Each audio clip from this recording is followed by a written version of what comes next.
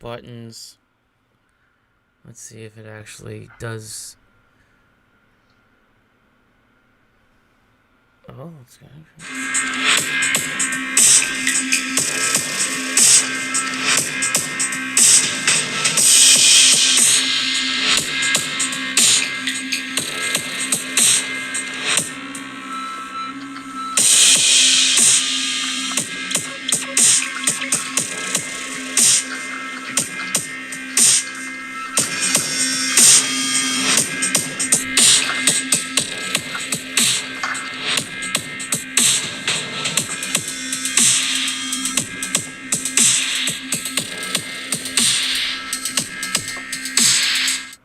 Hey, welcome back. It is Dishin Clix. I am Mary's Edge. With me today, special guest. I think the audio is good, but I think the video is choppy. And to be honest with you, I'm just not going to try and sit here and fumble around with everything. So it may look like a really bad dubbed movie. But with me from JSA Clix is Jay Solomon. How you doing today? I'm fine. Oh, I am fine. It's a big news day today. Big start to the week. It is a very big start to the week. It is, a lot of news came out today, a lot of stuff. We're going to hit, we're not going to dive into the rule book. It's nice, it's shiny. The links are all posted up on Dishin Clix, on JSA Clix. Go check it out. We're gonna hit the PAC, Powers and Ability card. There's a lot of things going on with the Powers and Ability card, and a lot to cover with it, and it's gonna cover a good chunk of changes and things like that. So I think that's what we're gonna hit tonight. You're also recording tomorrow with Joe Pangrazio. Yep, we are in fact doing that because he's a rules person, and Gil Miller wants to. When we actually have the full rules, I guess maybe are we getting a comprehensive? Or I guess maybe when it all settles down, because I'm still we haven't heard anything information officially about a comprehensive. I would have to assume at some point in time we're gonna get a comprehensive. I haven't actually had a chance to read through the rule book, but the length, it feels like it's a bit short, so it definitely feels like a comprehensive is needed. Yeah, it definitely. I don't want to say that they skimped on it because they definitely did not skimp on it. We have a full color rule book.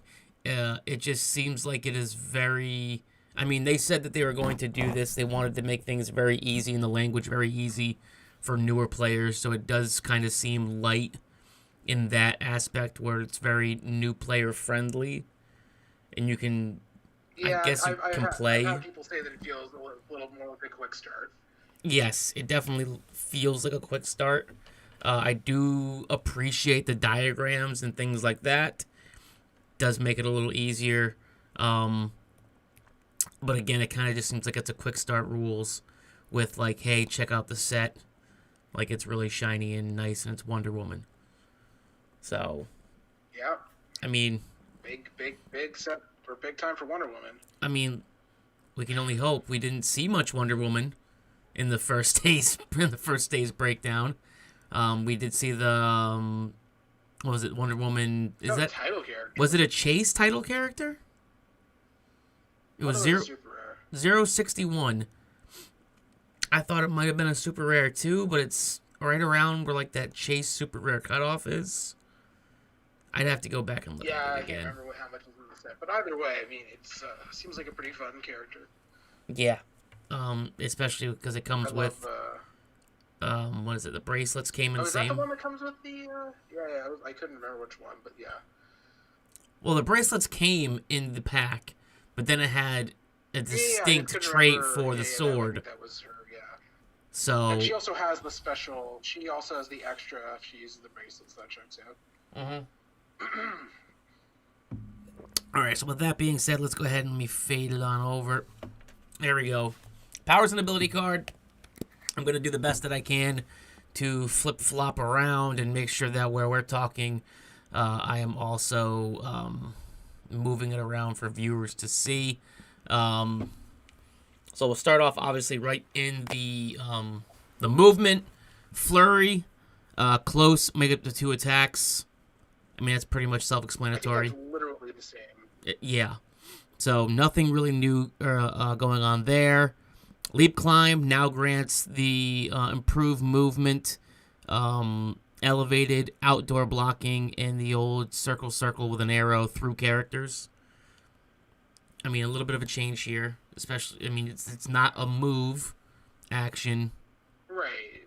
It's right passive, but we don't have the elevated or attack through elevated thing, which it never came up. No. Let's be honest with ourselves. It came up like once a year. If it was a leap, it didn't. Like, it's a stretch. It was cute in the sense of, all right, it might happen, but usually if you're making attacks through elevation like that, you're on the triangles going from elevation to elevation. Yeah, pretty much. Like, it didn't literally never happen, but like, I don't know. I had more questions about attacking via the elevation triangles, but like on the diagonal. I had more questions. Do I have to be on the corresponding triangles, or can I attack on the diagonal to a different triangle? I had that question more than I had people actually attacking through leap climb. So, I mean, I guess it's a passive thing, so you have those. It cuts down on some wording. Okay, it is what it is. Hopefully, in the next round of things, they revamp leap climb completely, and it's a completely different. It's the most underutilized movement power besides Earthbound Neutralized. Yep. So, we got Phasing Teleport, which is a move, and then it gives you improved movement, elevation, blocking, and characters. So, I mean, literally the same except for the hindering. Yeah, it's basically, well, that's because, for those that don't know, hindering terrain no longer hinders your movement. It is literally just for line of fire. So you can move freely through hindering terrain for movement purposes. So Earthbound Neutralized changed a little bit. This character can't use the improved movement or the improved targeting abilities. So, I mean, I don't feel any kind of way. That's the same. It might have been differently worded, but I think that was the same. They couldn't use. Willpower thing is technically a buff. Yeah, well, they couldn't use willpower, and now that willpower is, you couldn't use standard. You had to use standard like power, display abilities or whatever it was. So you couldn't use Indomitable. You couldn't use, I think, something else. So with every. Where you became, before it was you became all the standards. Exactly. This is another power that it feels like, I don't know, it feels like a throwaway, like figure it out, but just, Yeah, 100%. It's one of those. It's so uncommon. I'm not a fan of it as is, but hopefully that gets looked at. Yeah, it's one of those ones where it was like it. Back in the day, it felt like, oh, okay, like I understand, like this person lost. Now it just kind of seems misplaced, and they need to go back and they need to take a little peek at it. Yeah, like how Flyer can still carry, or a Giant or Colossal still can have all those same lines of fire drawn to them. Like they're still like 100 feet tall, but they can't move through whatever. Yeah, now that you mentioned it too, that is one of the things coming up at the end, with the passenger ability. With, you mentioned Flyers carrying Well, Flyers can carry Flyers again, but we'll get to that when we get to the other abilities. Yeah, I know. Weird thing. It's some newer stuff, and then it feels like some older Hero Click stuff got brought back. We're in a whole new world now. Charge basically stayed the same. Power, half speed, move, then close as free. So they took out the verbiage of no cost, and it looks like they're going to be adding the free in there now. Yeah, and they don't have the can't be knocked back clause. Yes. I kind of get it. It's like a thing that is kind of out of nowhere. And also, it did lead to a lot of rules questions. Like, I have charge, and then I lose it, do I get knocked back, or I got knocked back but I gain charge? Like I understand it. Yeah, it was the timing of things. Like, okay, I had it when I was attacked. Now I lose it. Do I still? Yeah, there was a lot of questions. That and combat reflexes. So it takes that whole thing out. I understand, and it makes my life a little easier. So yes. As a judge, We go to mind control. It's a close or range. Minimum range is 6. Make a close/range attack. Instead of normal damage, each hit character has speed and becomes friendly to your force, and one at a time may, in either order, move and or make an attack, then it reverts forces. So the wording on this is really wonky. I think they might have reworded it, but I think this is also exactly the same. But they upped the minimum range? They upped the minimum range. It does say now it may, in either order, move and or make an attack. So could this potentially say, okay, I'm going to move and roll for breakaway. I don't break away. I make an attack.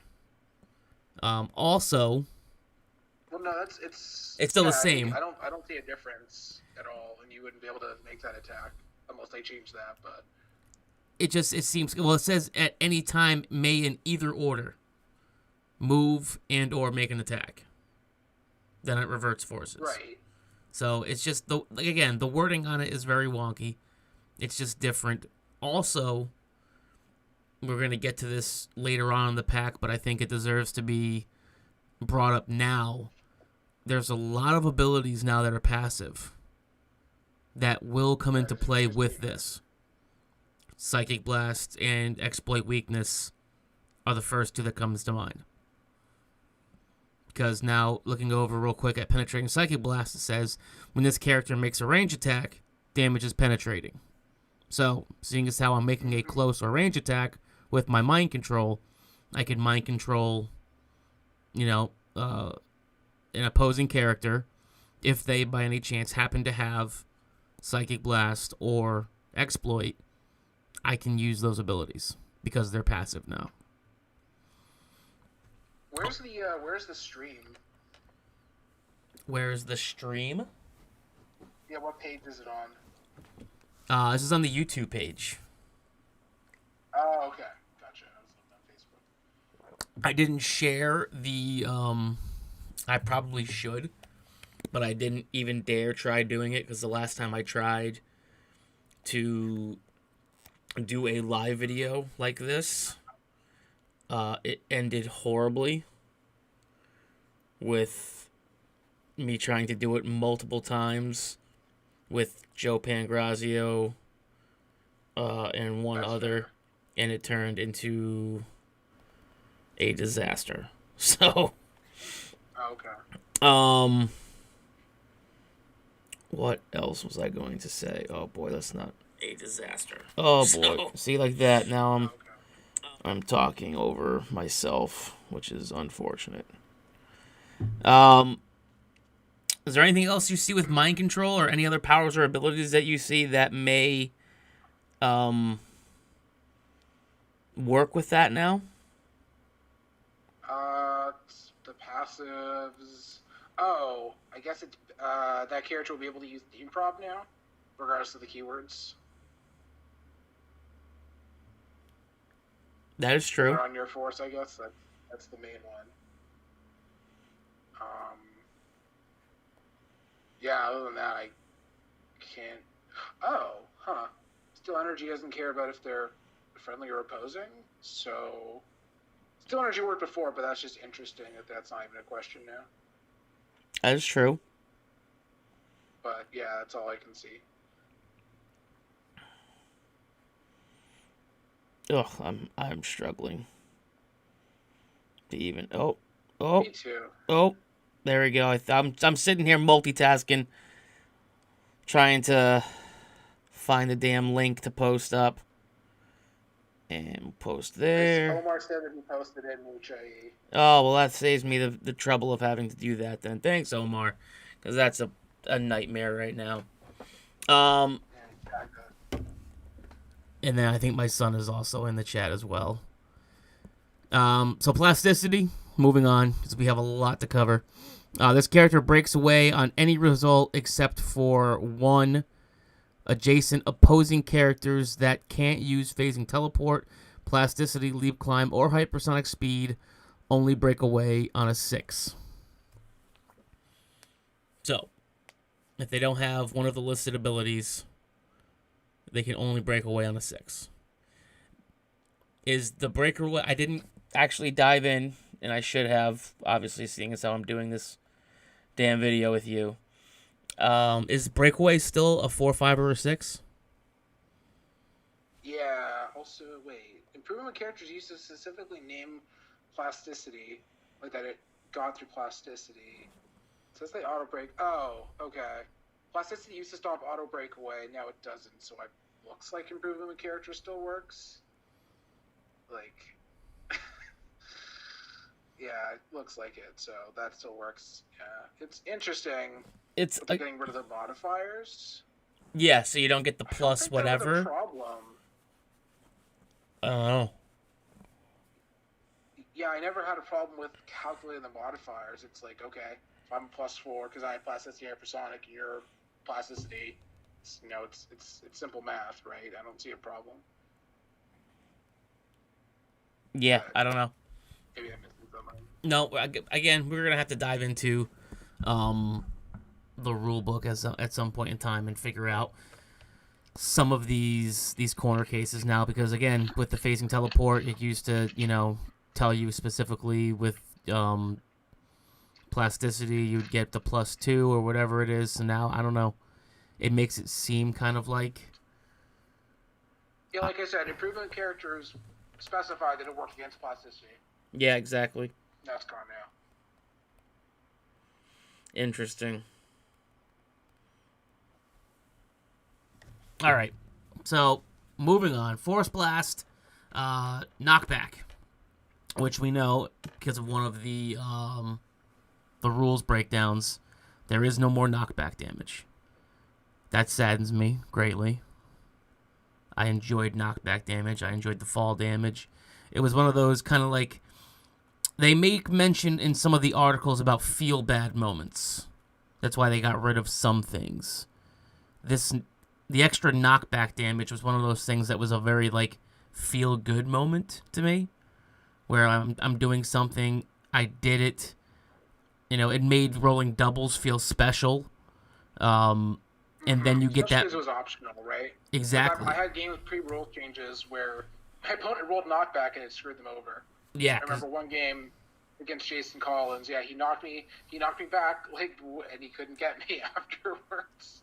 So. Mm-hmm. Yeah. Especially when you're doing something like flurry. Have been a bit all in on that. I don't know. I feel like at a certain point, it's a game. One person's gonna win and one person's gonna lose. Yeah. Like, I'm not trying to be dismissive, but like I think they might have been a bit all in on that. But again, I can understand the direction that they're trying to, I don't want to say force the game through or great game 2, but it definitely limits some of the. It's I don't know, it can be overpowering or overwhelming when you first look at it and you have this huge powers and ability card and rules, and then so simplification was needed. I think that they may have done away with a few too many things, knockback being one of those special moments, knocking someone off of a building, dealing 2 damage, or it was always nice to be like, oh cool, like not only did I roll a critical, but now I also knocked you off of a building, so now I'm dealing even more damage. So it was one of those right, big time feel good moments. There was no downside to dealing out more damage. That's just me. When you hit somebody really hard, like Superman. There was a Superman that punched you. I think the Superman Wonder Woman said Superman. He like hit you like extra, and like you went flying through walls, and like if you punch someone, they hit a wall, it's probably gonna hurt. I mean, absolutely. Or, yeah, if you throw like in HeroClix rules now, Green Goblin couldn't have killed Gwen Stacy how he did. So nope, she would have fallen on marshmallows and been good to go, no problem. So, I mean, it's a game. What? At the end of the day, it's a game, and it's not supposed to be super comic accurate, I guess. Yeah, it's not going to be perfect by any stretch of the imagination. By any means. So Force Blast, knockback, power, minimum range 6, knockback an opposing character within range in line of fire 3 squares away from this character. So, with the minimum range saying 6, I'm guessing that like if they're within range in line of fire, you can knock them back an additional 3 squares. It's not anything that has to deal with being adjacent or anything. Yeah, it's definitely interesting. Yeah, Force Blast was not a power you wanted to see on your dial. It was more, yeah, I happen to have it as like a power or something. And I needed to so like... This is not a power you wanted to see, but now... I mean, regardless of the fact that you can't do knockback damage, it does much more. Yeah, it's definitely one of those placement things now where if I need to maneuver a character... I mean, I guess it's big because of the change with telekinesis, so it's still some opposing character manipulation to try and maneuver them where I want them to be. Yeah, so. It makes sense, although it's kind of weird that this does that specific knockback, but knockback is normally up to the 3 squares, right? Yeah, so now this one's actually just 3 squares. So you're all right. I need to pop them. That's different. But again, too, if you're trying to knock them back into adjacency with somebody, if they were to hit that person, they're just going to stop. So I guess the way they're looking at it is, all right, if you're trying to move them back, like obviously you're trying to get them maybe adjacent, so they're just going to hit anyways and stop. I don't know. It's definitely interesting. It's definitely different than what it used to be. It's, I guess, a little more flexible. But also, again, worded in a way where there is no in-between. It's not up to. You're knocking them back 3 squares. Hope for the best. So, sidestep free, move up to 2 squares. See, there's the up to. So, it's exactly the same. Yep. Hypersonic speed is power. You're going to have your range, passenger 0, improve movement through characters, move, then make an attack, then move up to your speed value minus the number of squares just moved. So, I mean, it's working exactly the same again, but the wording is kind of wonky again. I think it's exactly the same.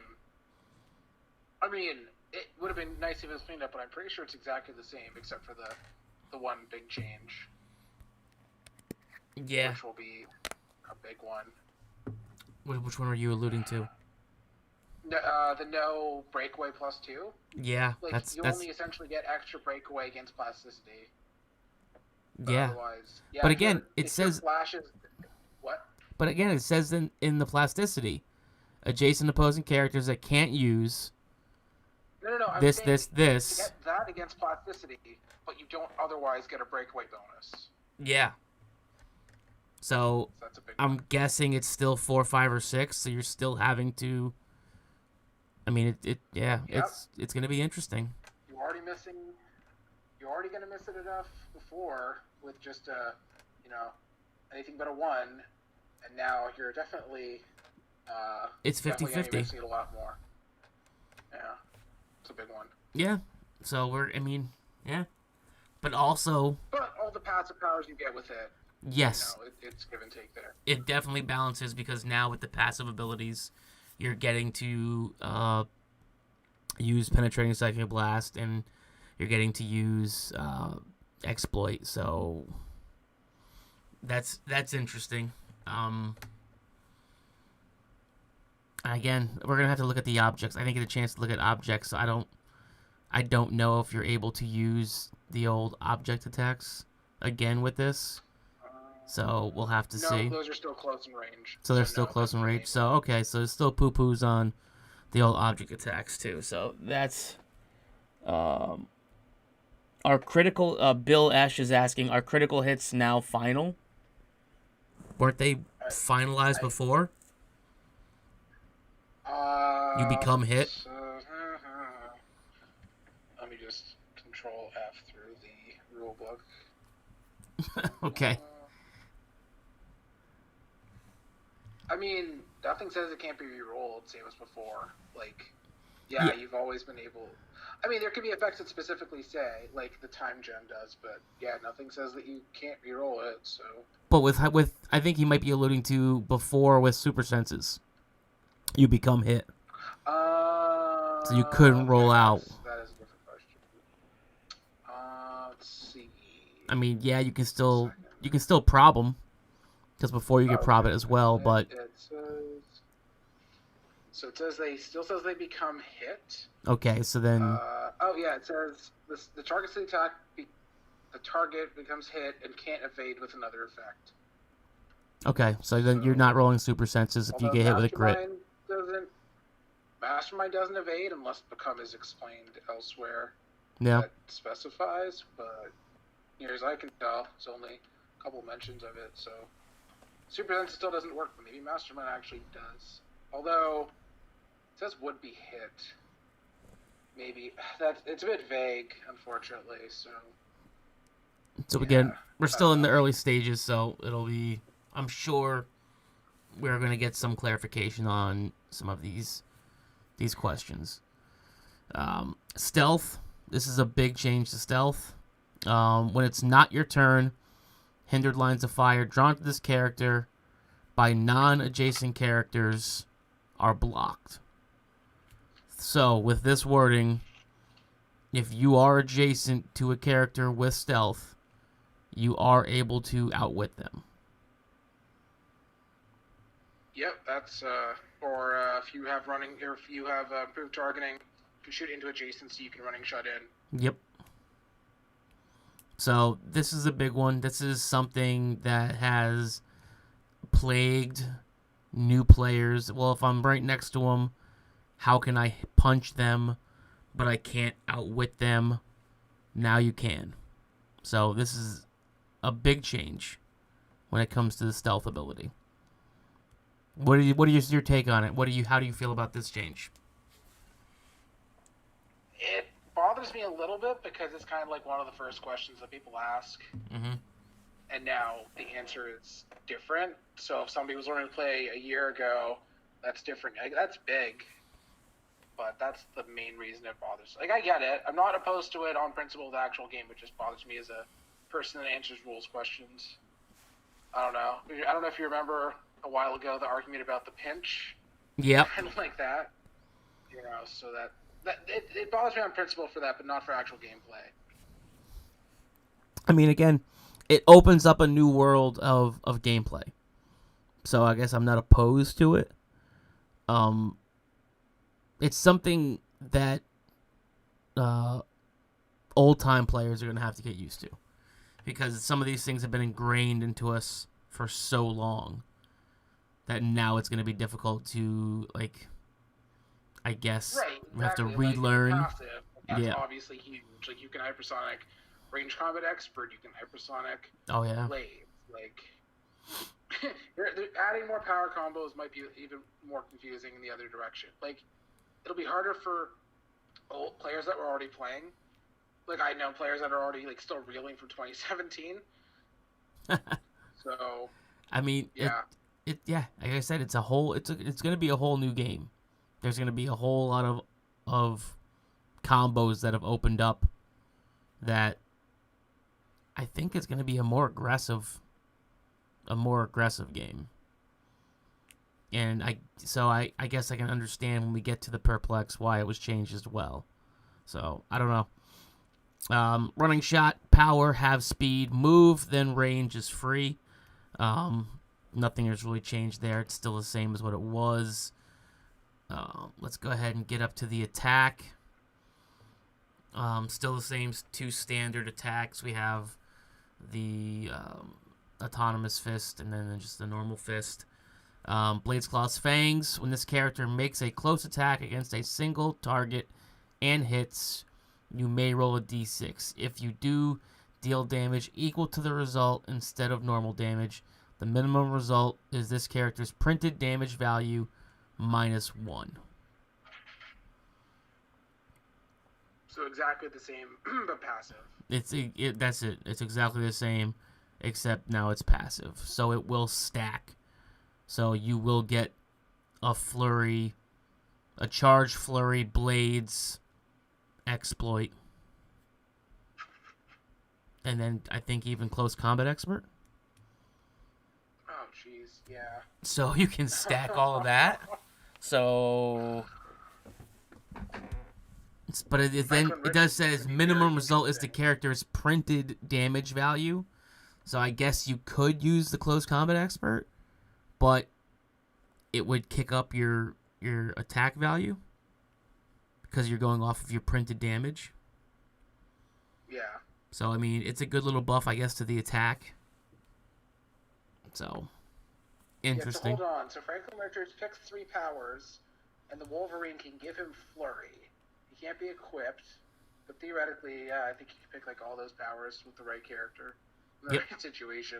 Yep. It's pretty nutty. I mean, again, it's going to come into play where, yeah, you're going to have to... we have the potential of seeing some really, really big attacks, even without perplexed damage. You have the opportunity to push out a lot of damage. All right, also, I'm going to say this now, too. I forgot to mention this at the start. By no means are any of these official. So we are just reading what has been brought out to us, has been put out to us, and we are just interpreting it as judges and as players. So some of these assumptions and stuff that we are making, Wizkids could come out and say, nope, this is the intention, and change it. We are just looking over what they have presented us with a powers and ability card, and through old rulings and things. They can watch this video and then change their minds based on what you Maybe, said. yes. That's why I'm saying it now. We're just presenting the information the way that we see it. None of this is to be taken at face value. We're reading exactly what they have, and we're interpreting the rules as we see them on paper. So, with that being said, we go to Energy Explosion, which is a range. Make a ranged attack and roll... Make a ranged attack and all other characters adjacent become targeted. Hit characters are dealt 2 damage instead of normal damage. And again, I will now just hop down to Penetrating Psychic Blast. When this character makes a ranged attack, damage is penetrating. So, the old Energy Explosion and Penetrating Psychic Blast combo does work again. So you could, theoretically, running shot, range combat expert to buff your damage and attack, energy explode, and penetrating psychic blast all at the same time. And now you can multi-target precision strike. Yes, you can do that too. We'll get to that down there in a second. But so you get to do the old 2 damage splash again. The range combat expert will buff up your attack by the +1. And just stack it and then roll and let it fly and see where all the damage is dealt. I always enjoyed the energy explosion penetrating psychic blast combo. That was one of my favorites. So I'm kind of glad it's back. You're not dealing a whole lot of damage to one character, but you're able to splash a whole lot of damage to a bunch of characters. So, yeah, I enjoy it. Now this is one right here. The next one's going to be a little weird. Pulse Wave. It is a range. You're going to have range You get improved targeting characters and the old circle line.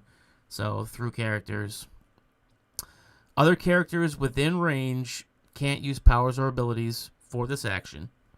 Make a ranged attack targeting all other characters within range and line of fire, including at least one opposing character, using printed defense values for each targeted character. If 1+ characters were targeted, each hit character is dealt 1 damage instead. So, with the way that this is worded and the way it's laid out, I'm looking at it and interpreting that if 1+ characters, meaning 1 or more, are hit, it's just dealing now a 1 damage. You're not getting to full damage a single opposing character pulse wave. What do you... I must be missing something. I don't understand why it says if 1+ were targeted. Like, you don't need that. Like, you can just say each hit character is dealt 1 damage. Like, I don't see why that is there. That would only make sense if it was 2+, because as is, yeah, you're attacking at least 1 character, right? So yep. Maybe I'm missing something, but I don't know. Again, There's been speculation from the community that this may be an oversight, that this may not be the way it was intended to be written, but this is what this is what was presented, and the way that I'm looking at it and the way that I am interpreting it is that anytime you were to hit an opposing character, you're dealing just 1 damage. There is no single target pulse wave full damage anymore. That's what it says. 1+ means 1 or more, so that is a correct statement. So, again, just presenting the information that's out there. It's not official until Wizkids. I guess I know somebody is going to probably send something into the win and ask if this is the correct wording. And I'm sure that Wizkids will have to come on and clarify that yes or no, this is what we intended. So there you are. Quake is also a little different, but it's still the same Quake as before. So you have knockback. So that's just a passive knockback when using Quake. Just for that ability showing. So it's knockback. When this character makes a close attack, they may target all adjacent opposing characters. If 1+ characters were targeted, each hit character is dealt 2 damage instead of normal damage. So again, it's got that if 1+ characters were targeted. But because the knockback portion is passive in the ability, you can choose to just attack 1 character, deal your full damage, and then apply knockback. Am I interpreting this correct? And it's also not even during close attacks. Yep. Which is interesting. Yeah, yep. People did point out that you can't multi-target Quake, which is true. Like if the power instructs you to use Quake, then yeah, that is single target Quake isn't a thing. I still don't get the 1+.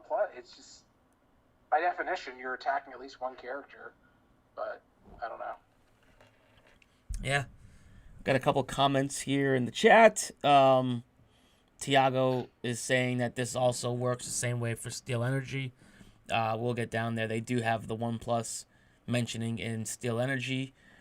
Games, Guitars, and Gore said they said they wanted to make close combat better. I mean, they made a lot of different things better in this one.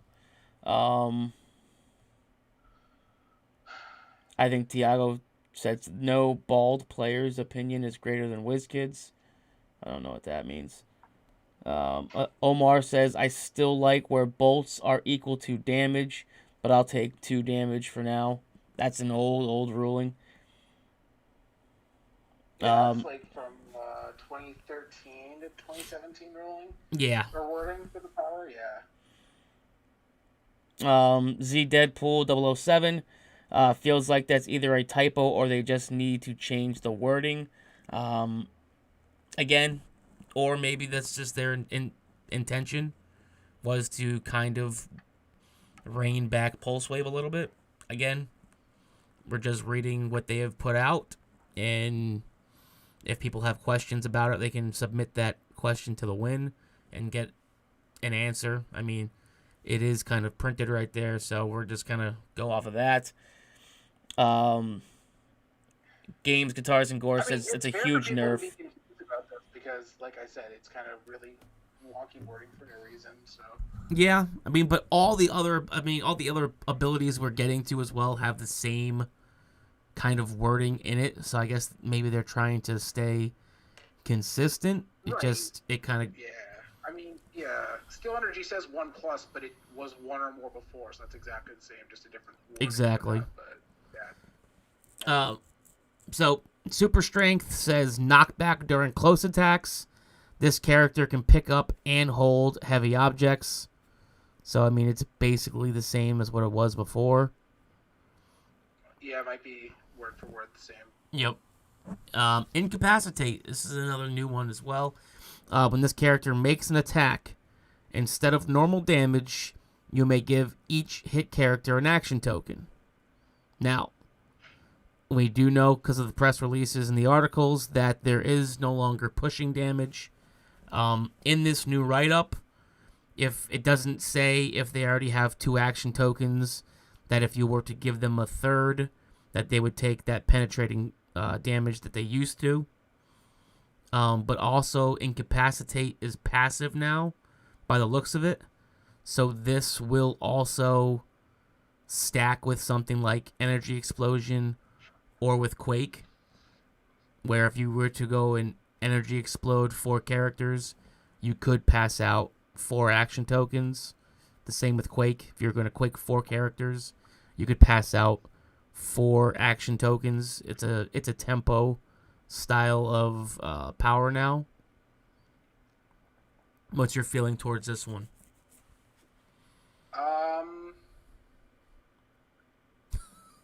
I mean, losing the penetrating part is kind of not great. I guess, yeah, being able to Pulse Wave and do tokens all the characters is good.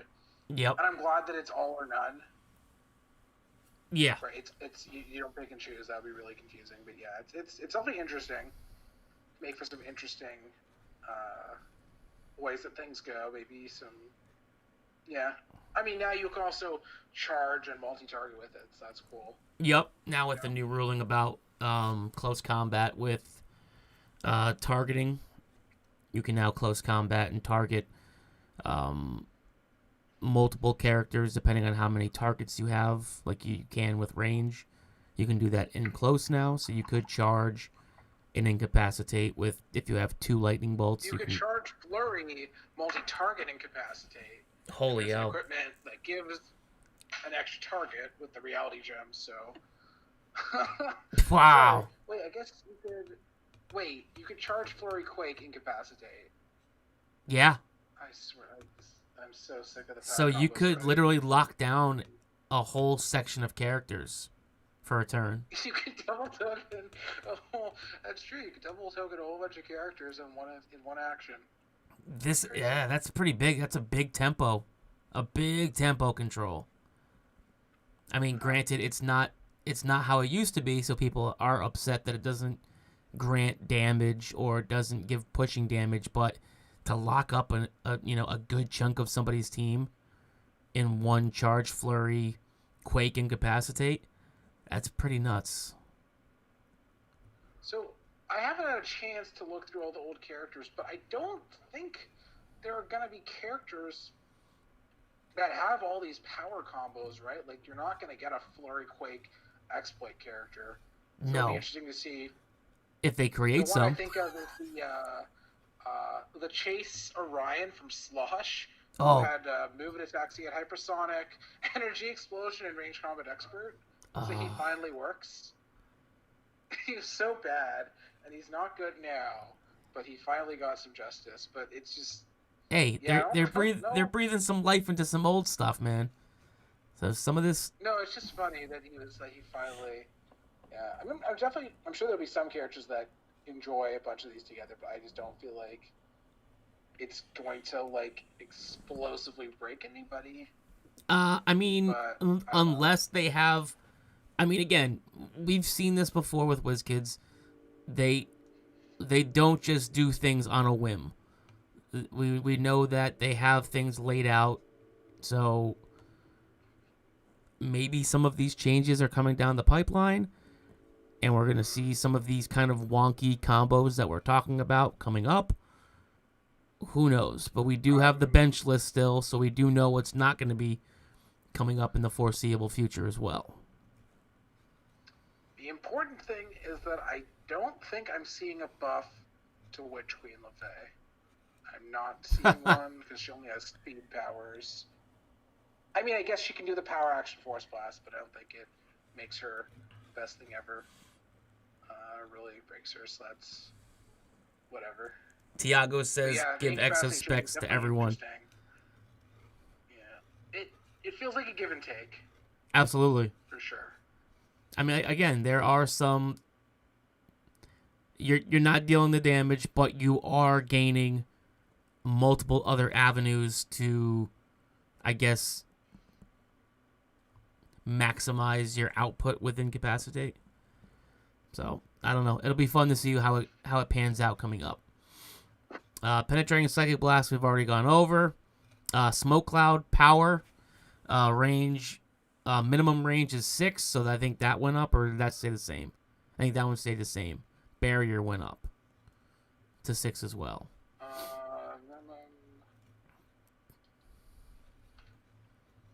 So you said for Smoke Cloud? Yeah, it was always a range of 6, correct? I think it was 4. Okay, so that one might have gotten brought up. Barrier is also a minimum range of 6, so it does seem like they did bump up the minimums on some things, yeah. So, minimum range 6, generate up to 6 hindering terrain markers, one at a time, in distinct squares within range. Other than the first, each marker must be adjacent to at least one other, and at least one must be within line of fire. Opposing characters occupying one or more of these markers modify attack -1.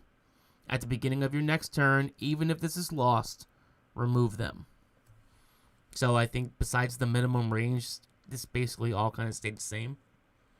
I think the one at a time wording might be new, but it's pretty much the same. Yeah, they're just spelling it out like for timing purposes, like, hey, you gotta, bing bonk bonk and whatever. Precision Strike, we kind of touched on this one earlier. When this character attacks, damage taken from the attack can't be reduced below 1, and the target decreases its D6 roll for super senses by -1. It's passive still, and it doesn't specify that it's for single targets only. So you will be able to multi-target. That's how it was before, so. Exactly. So they kind of went back to the old wording when Precision Strike first came out. And I'm not surprised by this with the amount of super senses that we're seeing in the game, especially with the Wonder Woman team ability now. It feels like we get more super senses shape change than we get characters with those powers individually. Absolutely. It's almost a standard power at this point. Like, just have both. It's almost like any Skrull or Spider-Man character. All right, we have to have a shape changer and super senses on there, or at some point in time a combo of it. Maybe not top dial, but it's gotta be wiggled its way in there somehow. So, oh boy, I just moved some shit. Yeah. So, I'm okay with it. I think this is again another one of those like slick little buffs that people are complaining of certain other things, but then you get to do this again, so it kind of balances things out again. Yeah, I mean, I haven't cared about Precision Strike since it stopped caring about Mastermind, so it's whatever. Yeah, and it's also one of those ones that's been benched, I think, as well, too. So it's not something... Was it one of the benches? I think so. I can't remember. There were so many powers on there. Yeah, didn't they say... Yeah, they said it was too close to exploit, I think. I don't know. I don't know. I thought it was. It might not be. Don't quote me. But I don't know. We'll see how it pans out. Poison, free. If this character hasn't moved or been placed this turn, deal 1 damage to all adjacent opposing characters. This hasn't changed. This is the same exact poison. I don't like it. I wish it went back to the old wording where you could, sidestep, outwit poison. But I guess, I mean, I like the turn phases being clearer. Yep. Nope. Like, I get it. Like, one of my favorite figures is the champion Harley Quinn, who had, all those powers, sidestep, improvement with characters, yep, outwit. I get it, but... Yep, 100% get it. But, I don't have to enjoy it. But I get it. Steel Energy. When this character hits and damages 1+ characters with a close attack, after resolutions, heal this character 1 click. So again, I think it's still exactly the same. They just added the 1+. Except for, he doesn't care about friendly or opposing. Not that you're attacking friendlies very often. No, but I guess if you were to pulse wave and you were to miss all of your opposing characters but hit one of yours, you'd get the heal. That's a fair... Wait, no, close attacks, so no. Oh, yeah, you can't do range, can you? No. Son of a... Right, so it's pretty much the same, except for that one little... Yeah. It could matter. Dang it. I think Stone Cold Steve Austin can punch friendlies. It might. Yeah. But basically the same. A common misconception with Steel Energy is that if I quake and I hit 4 people, I heal 4 times. You don't. If you flurry and you hit with both attacks, you can heal up to 2, 1 for each attack. But if you splash or if you were to quake and hit multiple people, you don't heal for each person that you hit. I've had that question come up a few times. I mean, that's how it used to be, but it's been changed. I wouldn't call it a misconception. I would just call it not reading the rule. But yeah. Again, it's one of those ones that people think that's how it works, and I've had some questions, multiple questions about that. It doesn't work that way. Yep. Here's another big one that's been changed. Telekinesis, power, minimum range 6. Place 1 target-friendly single-base character or object within range and line of fire into another square within range and line of fire. That square must be within 6 squares in line of fire from the target's current square. Characters placed with this power can't use telekinesis this turn. They took a lot out of this. There's no attacks in it anymore. Nothing involving attacks. You can't make the range object attack, so it's going to be harder to destroy opposing equipment. Yep. You can't move an opposing character. Not that happened very much. No. But yeah. I mean, honestly, too, how often, besides using other characters' equipment, and if it happened to be a free object attack, like with Jean Grey Chase, like how often were people actually taking a costed action and slinging an object at someone? It can certainly happen. But how often were you doing it? Like, not very. I mean, yeah. If it was free, sure, I'll throw an object at you. But I'm not going to take a costed action to throw an object. So, yes, telekinesis did change. I mean, are you losing a lot from it? Not really. It's kind of just simplifying a very wordy ability. In some corner cases, sure. The wordy power. Some instances that thing was a whole thesis paper. It was just so long and convoluted, and I think it was the longest standard power, or at least tied. It was there for a very long time. It was very, very wordy. We're on to defense now. Defense, the standard defense is just the shield with the stripe now, or the vehicle. There is no normal shield anymore. Super senses, when this character would be hit, you may roll a d6. On a 5 through 6, you evade. Pretty simple. It's still the same thing. Yeah, same. Toughness is also the same. Reduced damage taken by 1. So, still the same there. Defend. Adjacent friendly characters may replace their defensive value with this character's printed defense value. It's still the same. Combat reflexes. Modified defense by +2 against close attacks. The only thing changed there is that you can be knocked back now. Yeah, the no knockback was. Yep. It definitely came up, but I can, like I said, I can get it from a less confusing rules standpoint. Exactly, the timing. I had it, and then I was hit, or I was hit, and now I have it. It was one of those timing things that always came up. Somebody always had a question. Energy shield deflection is still the same. Modified defense by +2 against range attacks. Barrier power, minimum range of 6, so that got buffed from 4 to 6. Generate up to 4 blocking terrain markers, one at a time, in distinct squares within range. Other than the first, each marker must be adjacent to at least one other, and at least one must be within line of fire. At the beginning of your next turn, even if this is lost, remove them. So, I mean, nothing really going on there besides the minimum range buff. Oh, you didn't catch the huge change? What's that? That doesn't have to be clear terrain? You can place barrier on water and hindering now? Yes, now that you mention it. It can be stacked on anything. There were some times where characters would just generate blocking terrain that wasn't barrier, like Green Proteus. But yeah, that's Marvella can barrier on water now. That's big. Yeah, definitely big. I mean, but also all the powers, I don't think. Yeah, everything with barrier got like everything that got changed was a buff. I don't think barrier needed a buff, but what can you do? I don't necessarily think it's a buff. It's simplifying.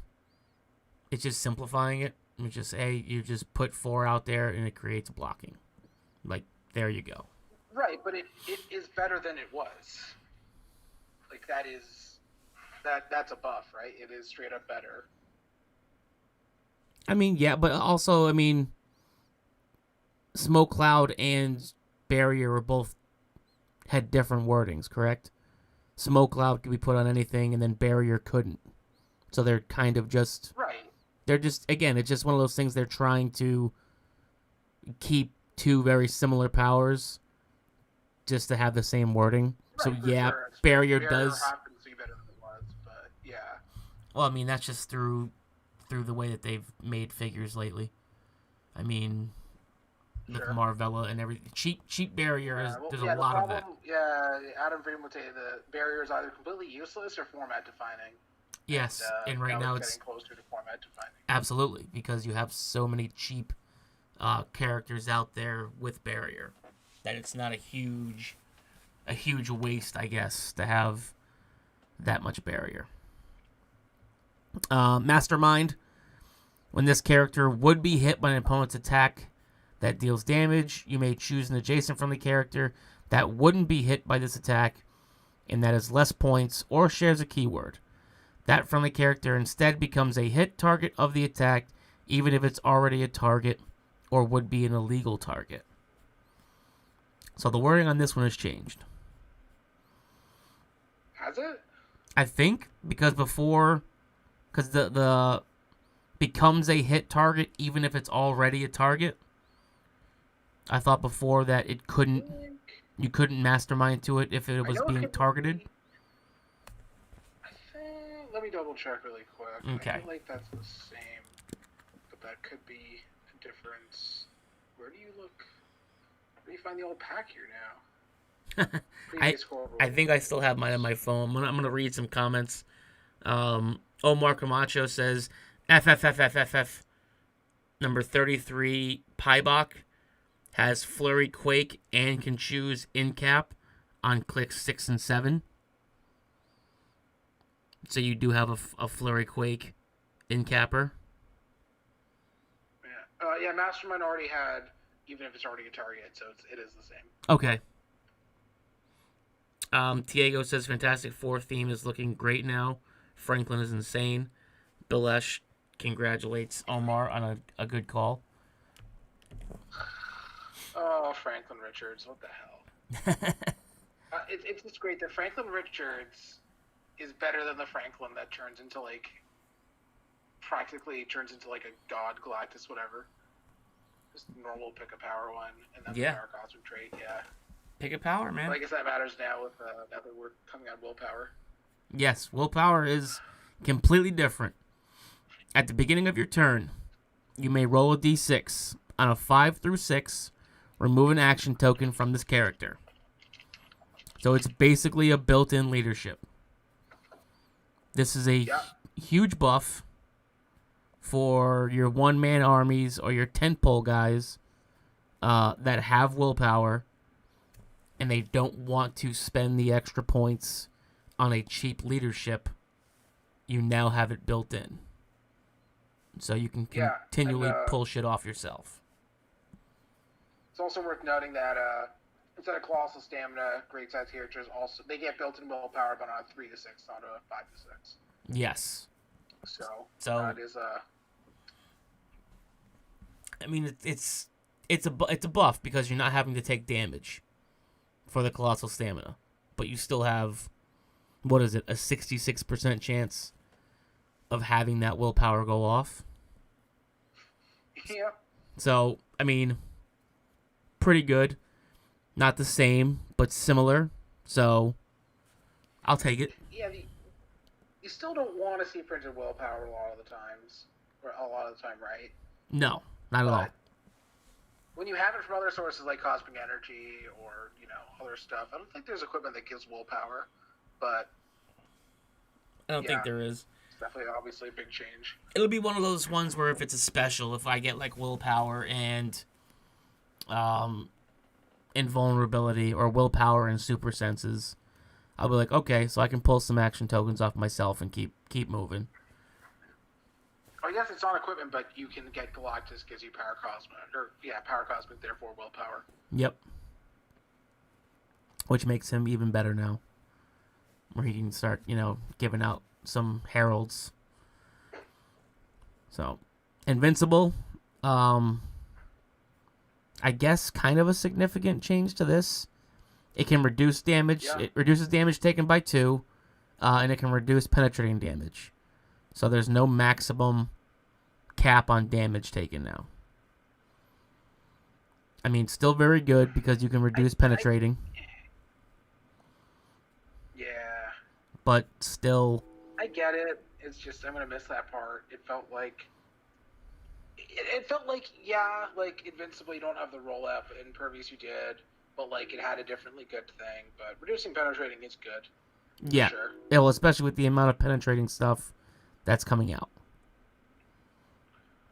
Yeah. With the energy explosion the and... wording of the double slash, from near as I can tell, and I'm sure that Joe or Gil will yell at me, it looks like it makes it much more clear that the Invincible Impervious combo works. Yes. So, yeah, it's I mean, it was ruled to work before, but it's much more clear now. So, yeah, much more prominent now. Impervious, reduced damage taken by 2. When this character would take damage from an attack, you may roll a d6. 5 through 6, damage taken is reduced to 0, so it's exactly the same.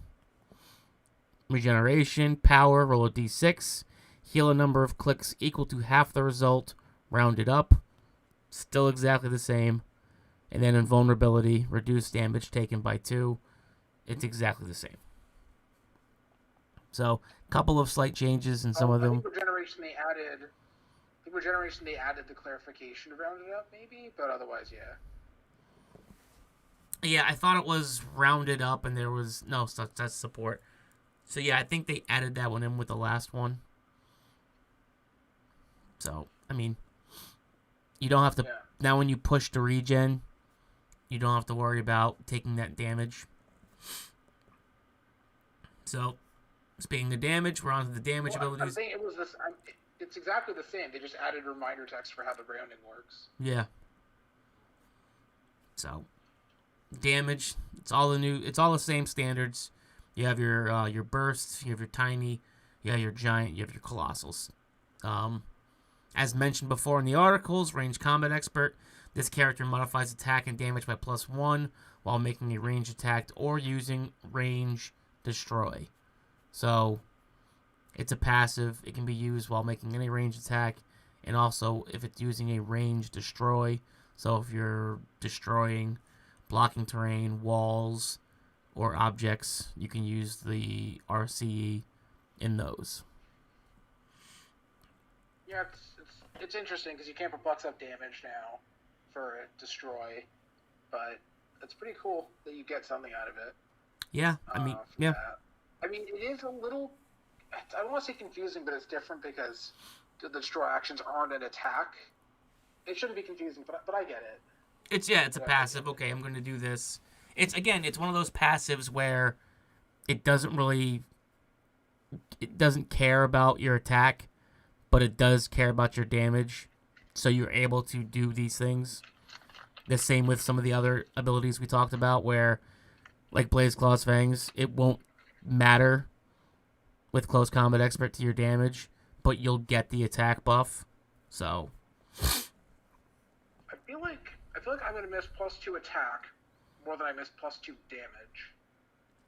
If you have I feel like if you have 1 perplex, you're probably going to go 2 and 1.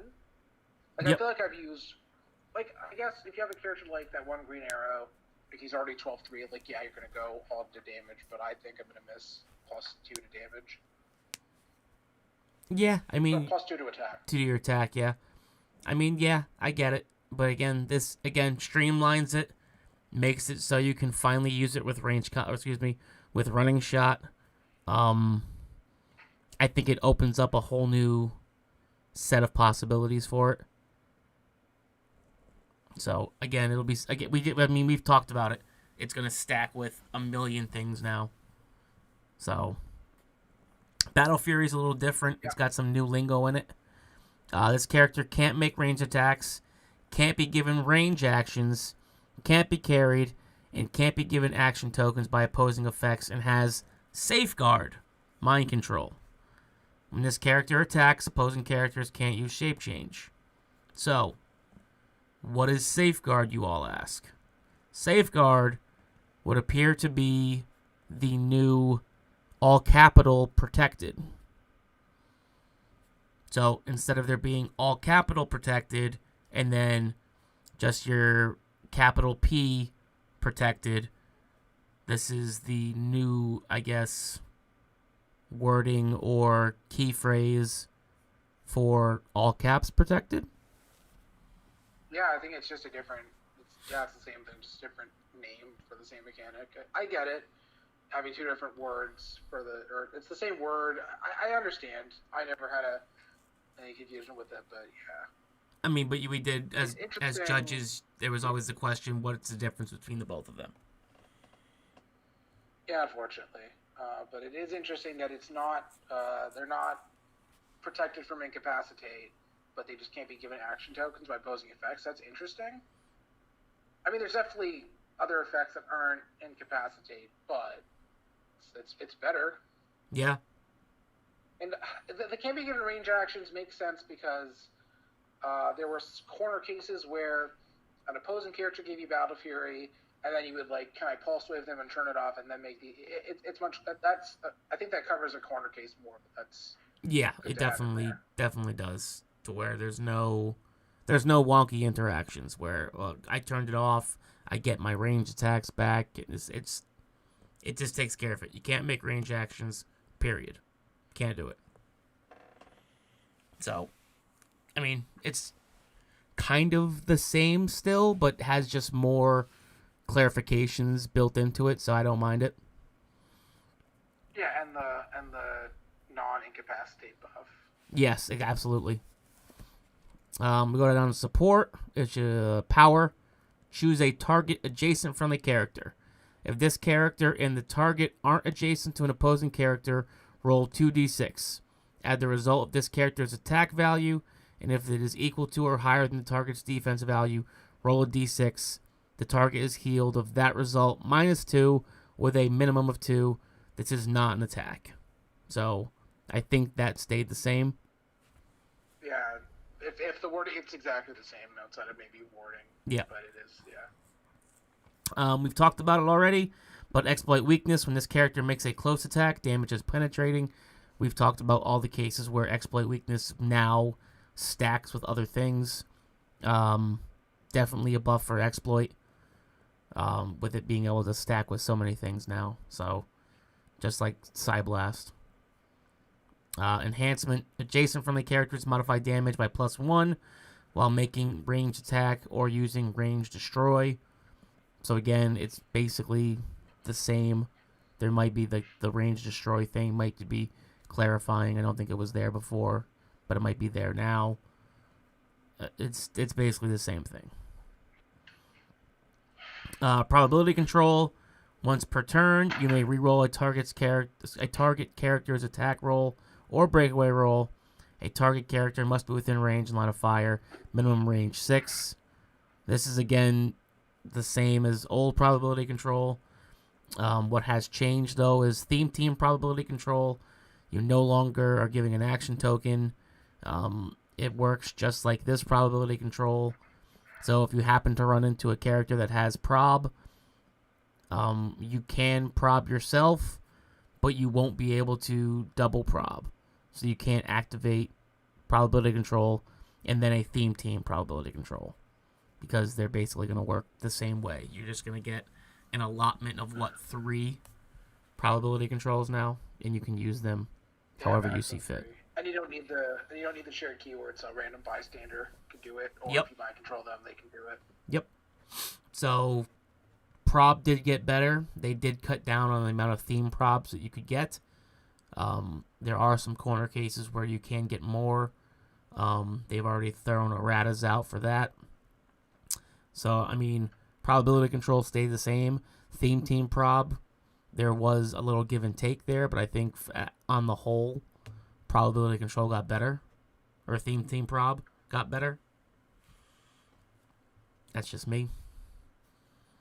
Yeah, I mean, you have less of them, but then you get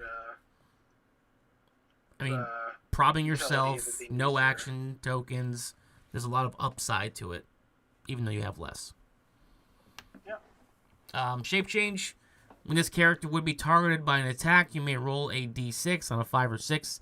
This character can't be targeted by the attacker this turn, and the attacker may choose a different target instead. I think this is exactly the same. Yeah. Close Combat Expert is basically exactly the same as Range Combat Expert, except it's all close. So this character modifies attack and damage by +1 while making a close attack or using Close Destroy. So it's the same thing. It's passive. It stacks with other things. You can use it with exploit and all that stuff now as well. It gets better. Empower. Adjacent friendly characters modify damage by +1 while making close attacks or using a Close Destroy. It's the same exact thing. Perplex. This one has changed. Free. Minimum range is 6.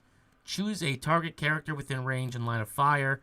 Modify one of that character's combat values other than damage, +1 or -1 until your next turn. I think it's a good change to Perplex, especially with all of the other buffs that we're getting with Close Combat, Range Combat Expert, everything that we've already talked about. I don't think that Perplex needs to get dumped into the damage value anymore because of all the other things that have been buffed. What do you think? I think it's fine. I was not, I'm not going to miss somebody doing +3 to their printed damage, whatever, so I mean, it's obviously a change that I'm fine with. They made enhancement a little bit better with the destroys and, all the experts. It's definitely, it'll be interesting to see when you can't, perplex somebody with a printed 1 to a 4, Yeah, but do you think that, some of these printed ones might just end up going away? or we'll see Precision Strike on their dial more, or something along those lines.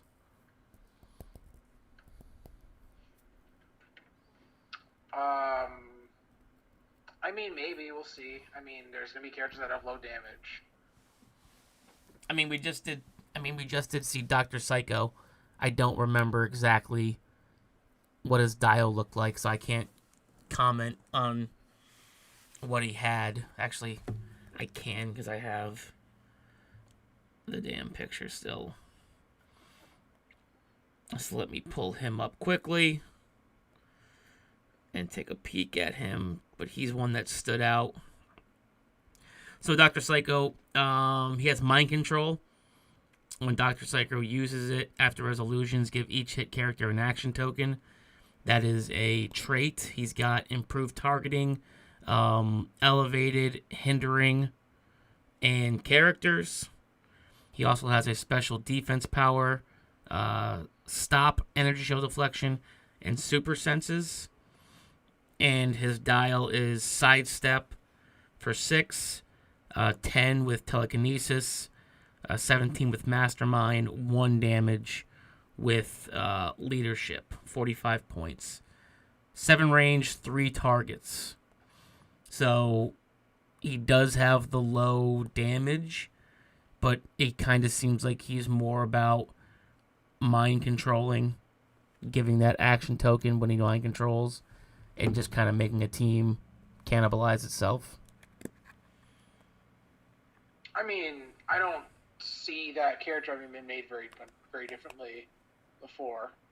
I mean, he can't make TK attacks, which would have mattered, like TK with an object, but I don't feel like that was very different to what that character might have done.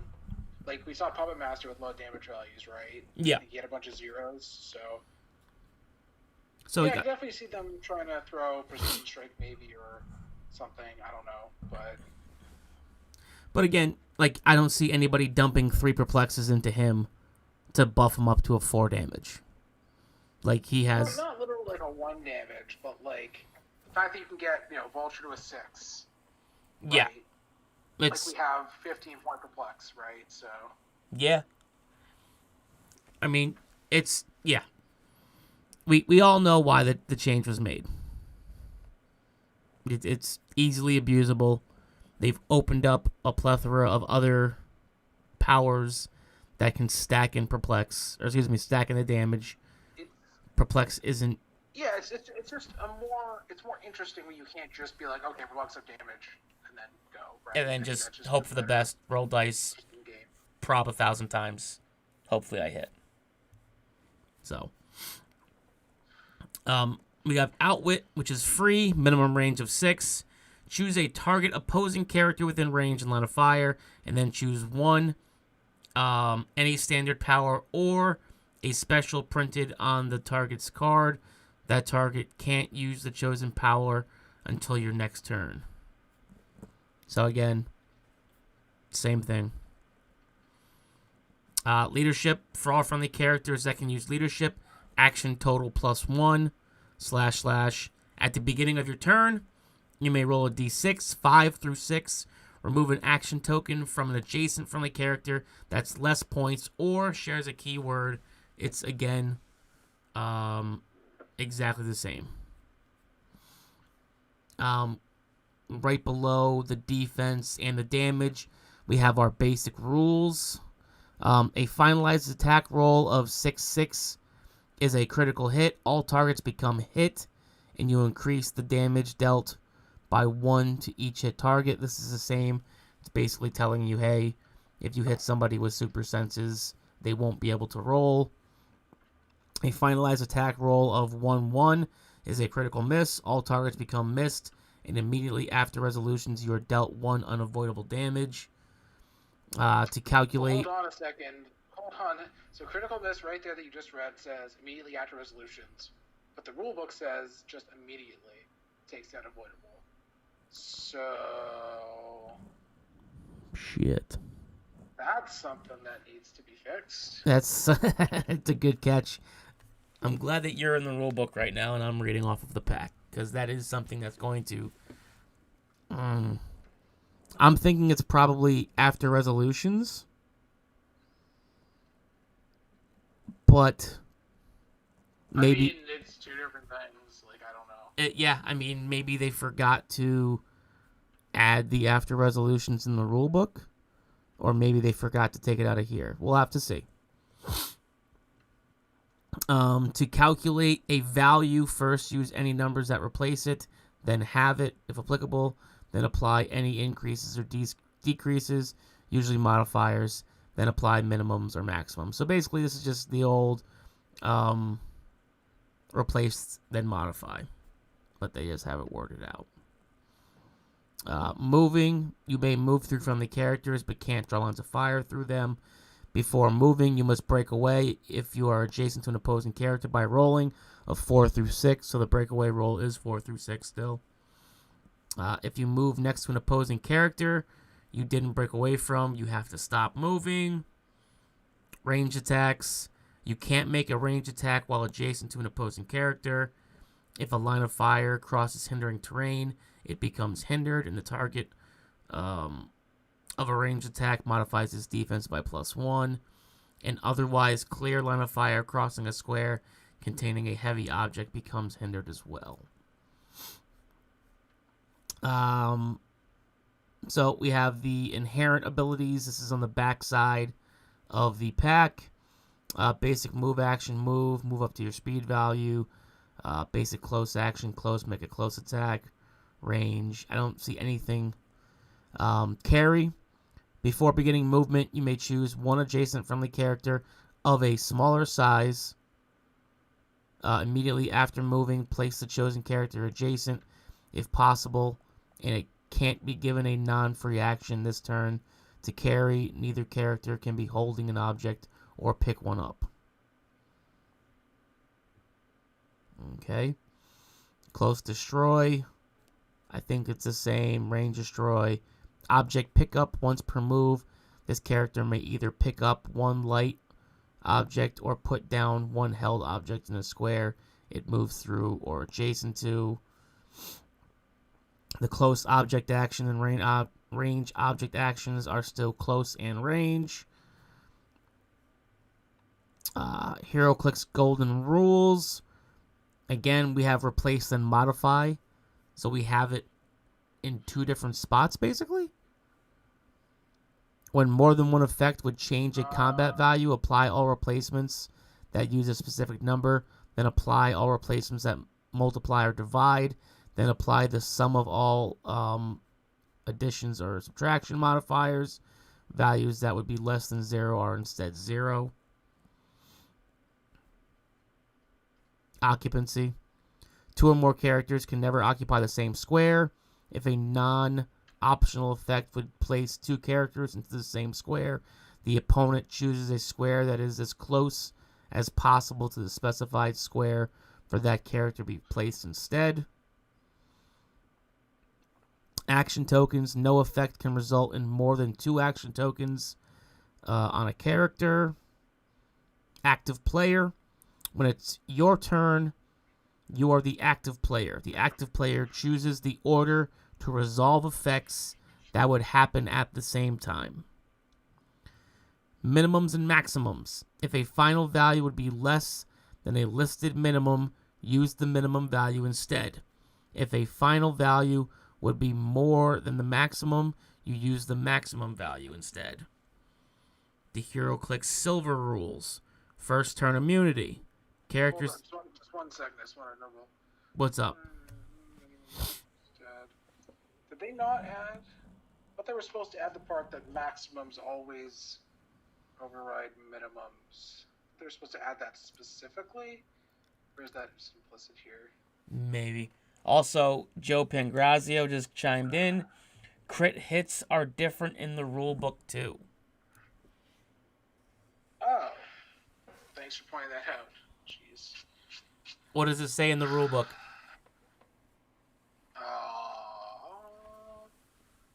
Medical hit says. 1 second. The targets of the attack become hit and can't evade with another effect. so it doesn't mention the extra damage. Interesting. That's a problem. If so, by going by that, I would assume that the PAC is probably correct, and they maybe have overlooked some things. I don't see a reason to speculate. They're just completely different. It'll be one or the other. Yep. Again. I don't see a reason to speculate now. I mean, get people confused. They're nope. just completely. It'll have to be clarified. Yep, it'll have to be verified which one is correct or which one has the wrong wording or so on and so forth. The HeroClix Silver rules: first turn immunity. Characters can't be moved, placed, damaged, or targeted by opposing game elements until each player has finished their first turn or those characters have left their starting area.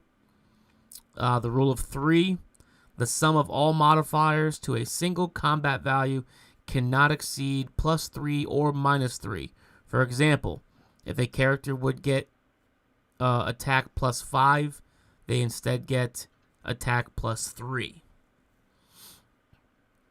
So we have our improved abilities as well. Movement for elevated. This character can move up or down across elevated terrains without using the transition squares. Targeting. Improved targeting. Elevated lines of fire drawn by this character are not blocked by elevated terrain. Improved movement for hindering does not exist anymore. Improved targeting for hindering is lines of fire drawn by this character can't be hindered. Improved movement blocking. This character can move through blocking terrain. Targeting blocking. Lines of fire drawn by this character are not blocked by blocking terrain. We have the improved movement outdoor blocking. This character can move through outdoor blocking terrain. There is no outdoor targeting.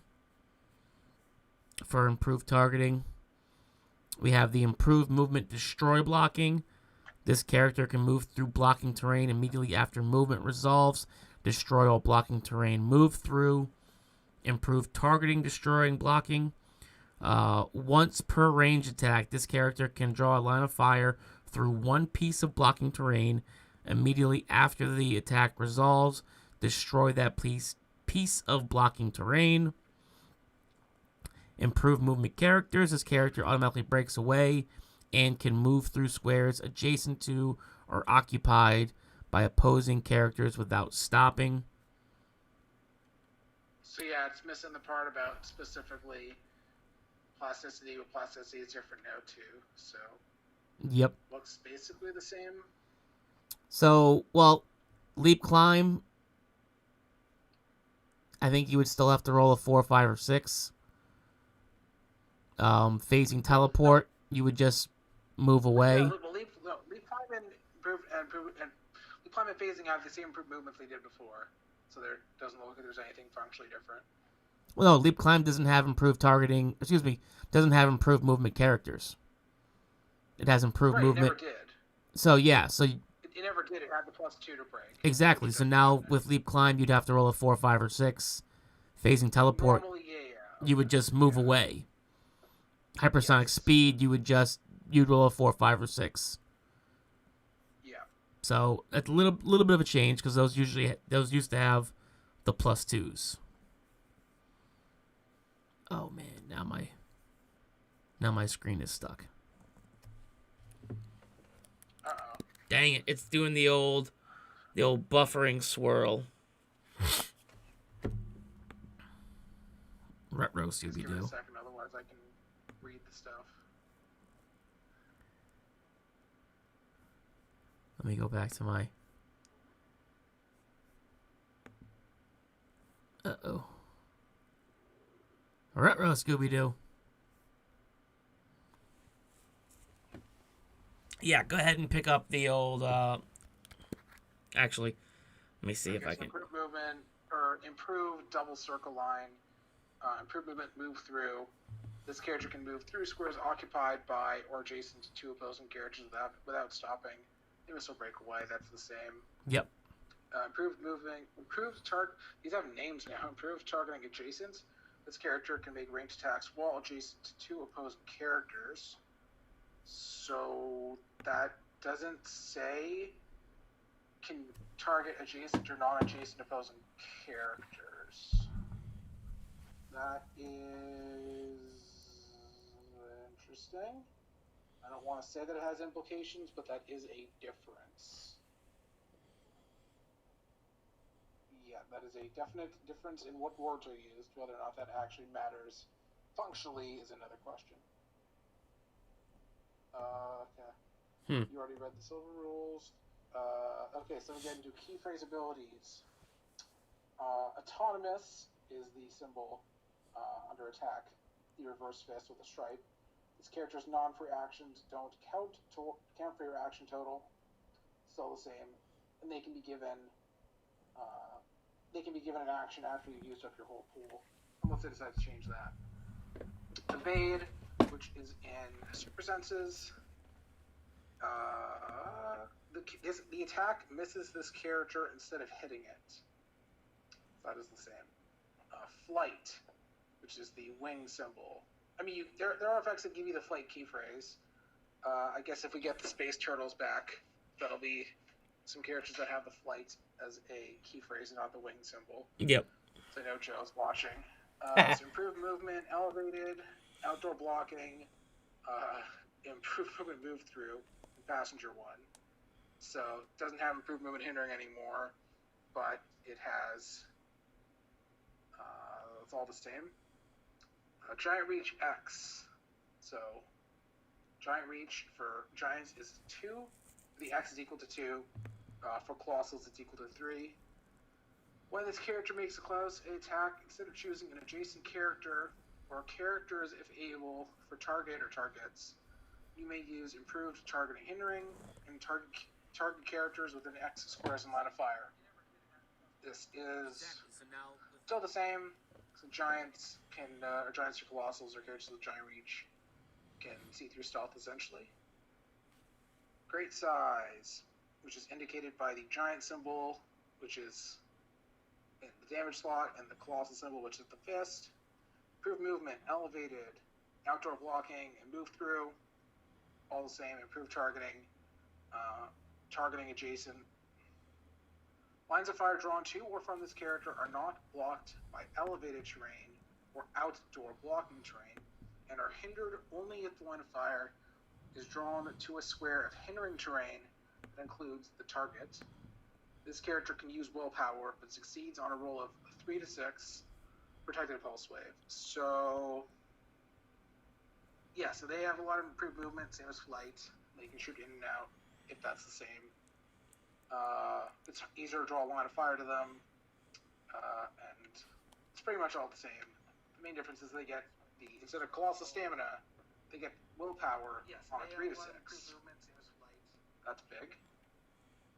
That's a big one.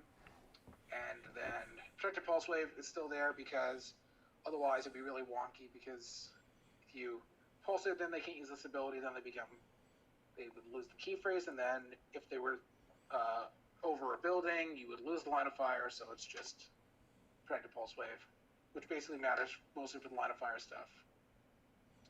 Immobile. You're still having screen trouble?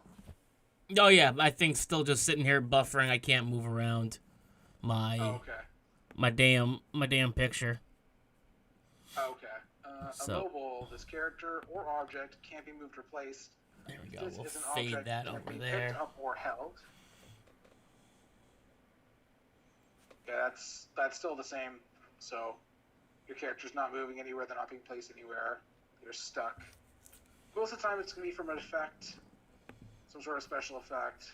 I can't think of any off the top of my head, but they do exist.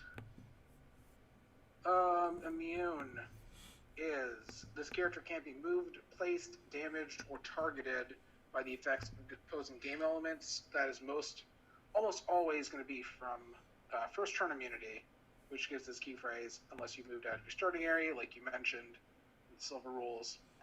It is missing protected pulse wave because they missed it before, and they said they were going to add it, so that looks like an oversight, which is not ideal. Nope. But that ruling is still there. They'll have to clarify that because they literally did say that they were going to add it in the next rules update. All right, I got my knock. What? I got my bad boy back. So where are we at? Okay. I just knock back now. All right, knockback. When 1+ characters take damage from this character's attack, you may choose to knock back all hit characters. So I mean, it's still the same. Max X. Well, that's weird because, hold on. What's that? So, like, Force Blast gives knock. Oh, okay, never mind. Yep. The Force Blast, that's a different source of knockback. Okay, never mind. Yeah, it's different. Not this one's, I guess, more like when you're actually doing knockback instead of like granted it through a passive, I guess.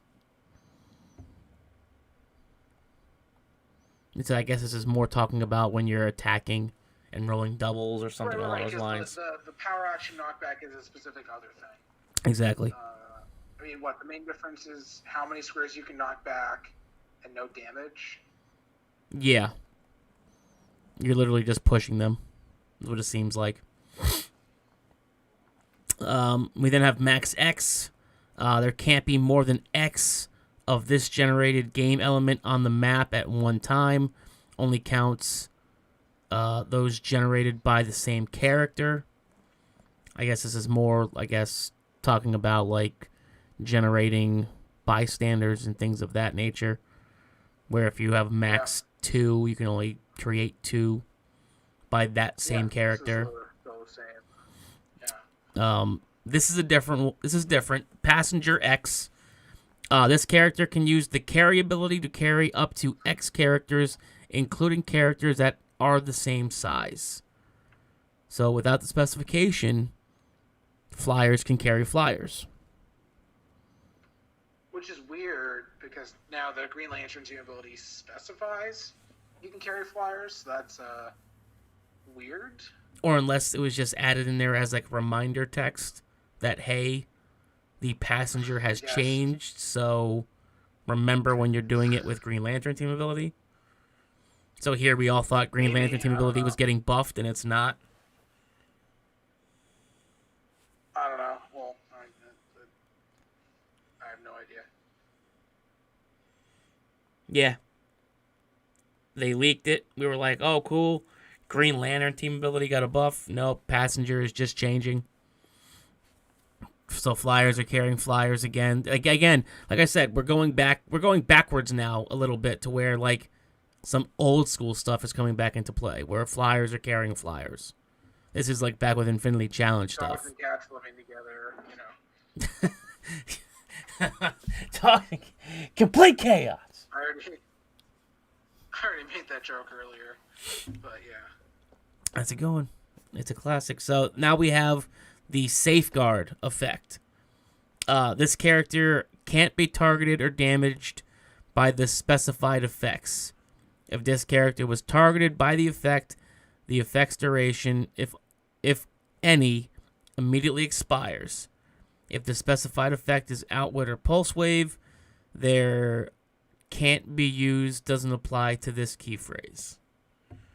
So basically they just took the all capital protected and they just made it Safeguard. It's to create that protected change so that there is a difference between those two. We then have Stop. When this click is revealed due to damage taken from an opponent's attack, stop turning the dial. When this character would be healed by regeneration or support, it's healed one less click. Protected Outwit, protected Pulse Wave, so it is staying the same. The Swim, or the Dolphin symbol, as most call it. While occupying water terrain, this character can't be targeted by opposing characters unless they're within 4 squares. This is a complete overhaul of the swim ability, and I absolutely love it. What is your take? Yeah, it's actually got something now. What a surprise. Well, I mean, with them taking away the hindering movement. Oh, Shut up. I mean, it did something before. It just wasn't super. It wasn't special. It was like, okay, cool. You're printing a dolphin on there. It doesn't now. It's like a pseudo stealth. I enjoy a lot of characters that could have benefited by it have gone, but there are still some out there that will benefit by it. Black Manta comes to mind from Rebirth. The Drowned is better with it now. Oh, I mean, a little. She already had stealth, but like, yeah, not wrong. Well, I mean, now with you being able to outwit it, people like they still have to get within 4 squares. Yeah, for sure. So it Super Friends Aquaman actually becomes like hard to target. Yeah. I mean, I feel bad for King Shark.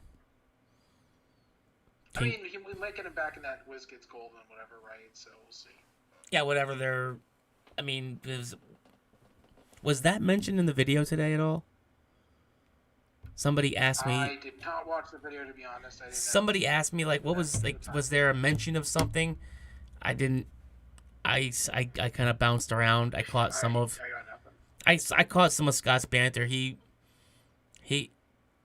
kind of shit on the old sculpts pretty hard. I got a good chuckle out of it. Talking about how the new sculpts are so much better, and that, like, some of the older sculpts, you would get a character and you'd be like, why is one of her eyes down by her chin? So I got a good chuckle out of that. But that's just me. Tiny size, modified defense, +1 against range attacks. Still the same. Unique modifier effect. This effect can't modify the specified combat values if they're already modified by this same effect. Protected outwit. This is the capital P. The rest is lowercased. This power or ability or any standard powers granted by it can't be chosen by outwit. If a power or ability was previously chosen by outwit and the duration of that outwit immediately expires. Outwits can't use doesn't apply to this key phrase. So it's basically working the same way it used to, but we have the difference between, I want to say differentiate, but I keep mashing them together. So we have the difference between protected and safeguard now. Same thing with protected pulse wave. This power ability can be used during the resolution of pulse wave. Pulse waves can't use, doesn't apply to this key phrase. We have the sizes again. I guess it's worth noting that with protected pulse wave, if you have like stop energy shield, you still can't use it because the checks are printed. But generally, yeah, you would. I mean, you can use the power energy shield deflection, just essentially wouldn't do anything. Basically, yeah. The sizes, we have the characters can be one of 4 different sizes, from smallest to largest. Tiny grants the tiny key phrase. Standard grants no key phrases. Giant grants the great size and giant reach 2 key phrases. Colossal grants the great size and giant reach 3 key phrases. General effects of size. Line of fire. Smaller characters do not block line of fire. Breakaway. Breakaway +1 when breaking away from only smaller characters. Automatically break away from characters that are 2 sizes smaller. And knockback can't be knocked back by smaller characters. It also goes to show, too, that So breakaway modifiers do still exist. They just took them away from most things. They just took them away from those specific abilities, yes. Okay, I just wanted to be sure. Yeah. The map, it goes to show, too, that map terrain, the hindering terrain has changed. It is now a green and white, like, checkered line. I'm guessing they chose this because some legal maps still have obscuring terrain and hindering terrain on them. So I guess it's showing you that the green and the white terrains are basically going to be the same for those maps. I don't like it. I don't like it at all. I don't understand why it wouldn't be one thing. I mean, like I said, because we still have maps that are have a green and a white. I guess, but just explain what obscuring does while we have it. No, you can't do that. Because we explained what doors and what windows do, and people still couldn't understand what that meant. So that's why would not you? The same thing. Well, why would you? Well, but then we're gonna have, sure, it is. We're gonna have maps. Well, I mean, those are different mechanics. But now we're gonna have maps with obscuring terrain and hindering terrain, and now this. People are gonna think it's a different kind of terrain. No, you would just if it's white or if it's green, it's hindering. There you go. Well, I'm calling my shot now. Joe and Gil are my witnesses, and I'm calling my shot with that. The people are gonna think it's a different kind of terrain. Oh, of course they are. But again, right? But I'm saying it's not the same as doors and windows because those are different mechanics. But it is though, because they couldn't grasp those simple terrains as well. When it was just, you said, why don't they just put obscuring terrain on there? We put windows and we put doors on there, and people still couldn't grasp that. That's why we had the... Well, I guess. I just think that it's going to be differently confusing.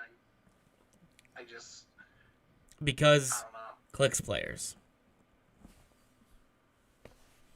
This is why we can't have nice things. We want more terrain, we do it, and then everyone's brains melt, and no one can understand how Windows... Because the Wonder Woman map had a specific special window terrain in there, and then they wanted all of those windows to work like that map. So...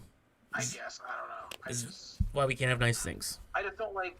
I don't know. All right, so that is the run over the PAC. As pointed out by some people, there are still some things that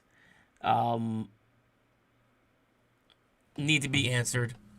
Again, we're not here to speculate. We're not here to do any of that. If you see something that's different, go ahead and head over to HeroClix.com and go to the Win or the Wizkids Info Network. Submit your questions and point out anything that you have that is contradictory from the PAC to the new core rulebook. And I guess we will get answers when Wizkids has them.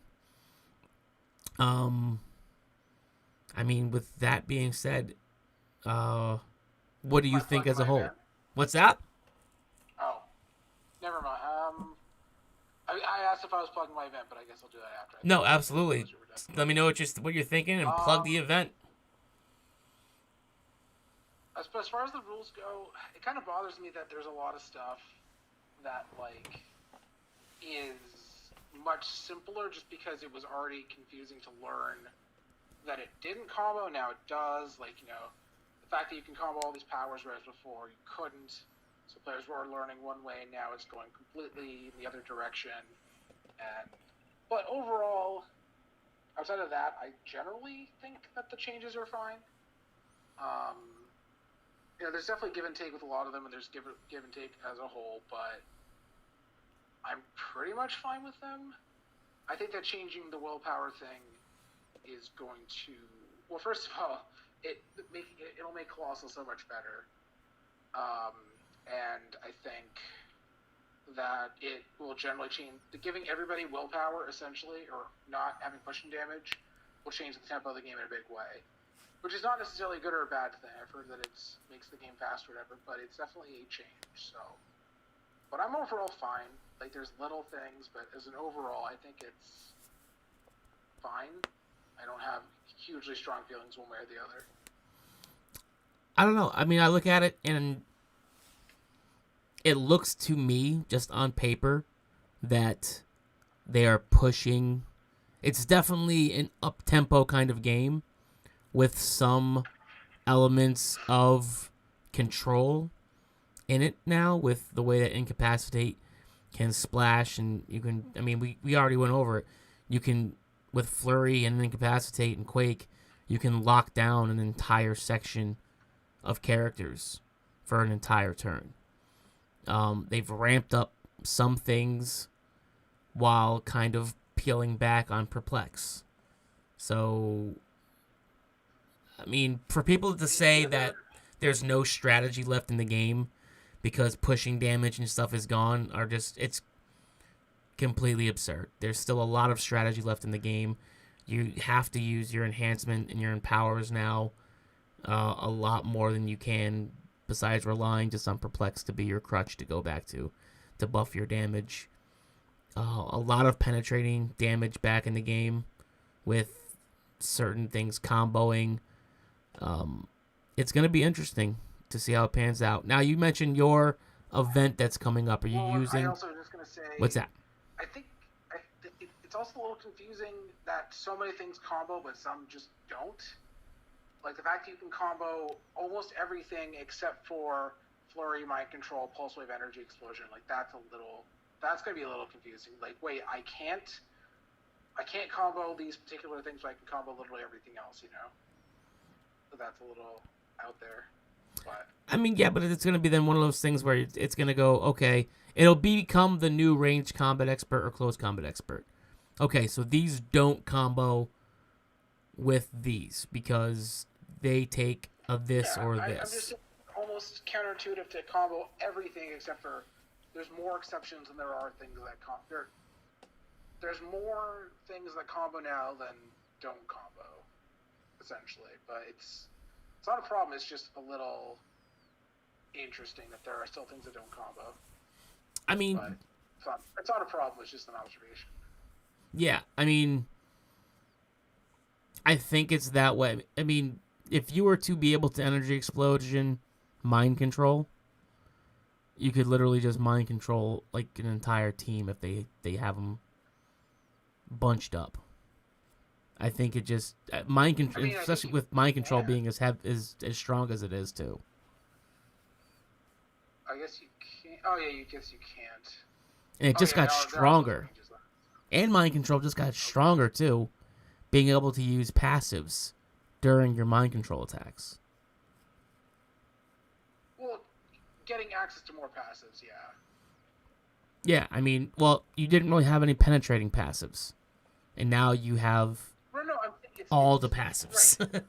There were passives before, but there are more passives now. Is all I'm saying. Yeah, I mean, I think what was the only passive you had before though? Was like Precision Strike. Yeah, you get like Hypersonic Breakaway and Plasticity Breakaway, knockback from Super Strength, and like that's pretty Precision Strike. And Precision Strike. Now you've got what? Everything. I mean, you've got Penetrating Psychic Blast. You have Exploit. I mean, you have Range Combat Expert, Close Combat Expert.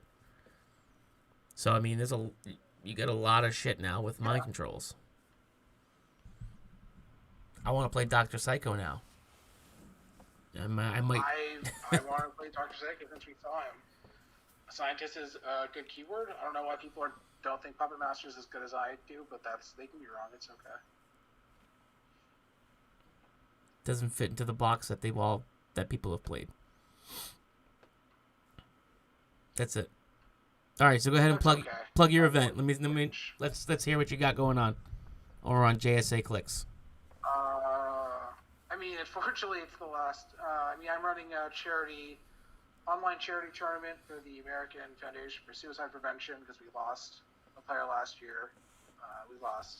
There's two different Bill Barretts, not the Oxid one. No, the judge from Syracuse. And actually, there's a location of the organization, Western New York. So half of the proceeds are going there. And so it's online sealed. We have a sealed algorithm that Jay Patel made. 3 boosters of Future Foundation. It is going to be the usual pod play and single elimination. So you have to the minimum donation, or the entry is essentially minimum donation of $10. You get 3 boosters. We are doing mulligans, so you can redraw your boosters, get some new ones. The first mulligan costs 5. And then they increase in 5 sequentially, so 5, 10, 15. We're going to be having charity props as well. Nice. A lot of prizing. A lot of prizing. I have a Blood Kings 2 map. I have a Spider-Man 76. Devin Owens is throwing in an Ultra Chase Thanos. There's a Thor with Mjolnir. Wow. Drafting. I threw in a JLU Chase Prime set. A lot of prizing. I think we have like at least 32 players right now. So the usual pod play, so essentially a round robin, and then single elimination. Tonight is the last night to sign up. You have about, I guess, 6 more hours until midnight Pacific. But if there's somebody that, for some reason, has extenuating circumstances, then we will accommodate. It's a charity event. I don't want to, But I kind of had to set a hard deadline for the build submissions, which is going to be the 10th at midnight Pacific Standard, so I can make sure everybody's builds are good and that they line up with their polls, and I can pair. So yeah, if you're a little late, just let me know, as long as you can get your build on time.